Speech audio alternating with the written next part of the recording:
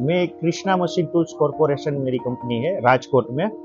और मेरा मैन्युफैक्चर है इंडस्ट्रियल रेगुलेटर, ऑक्सीजन आर्गन जो भी कोई गैस आता है इंडस्ट्रियल, वो मेरा मैन्युफैक्चर यूनिट है। उसमें रबर पार्ट्स लगता है, टेफ्लॉन टेफ्लॉन का भी पार्ट्स लगता है।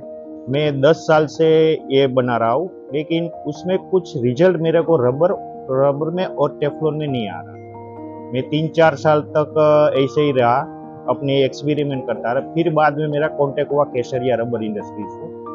फिर मेरे को जो समझ लीजिए रबर में है, ओरिंग है या टेफ्लॉन का कोई भी बूस पार्ट्स है, उसमें मुझे काफ़ी अच्छा रिजल्ट, जैसे कि उसका फ्रीक्वेंसी जो रहता है, आप कोई भी उसका डाया ओडी हो, वो 100% मेरे को रबर में बहुत अच्छा मिलता रिजल्ट। इसीलिए मैं तब से केसरिया रबर इंडस्ट्री का यूज करता हूँ रबर सब।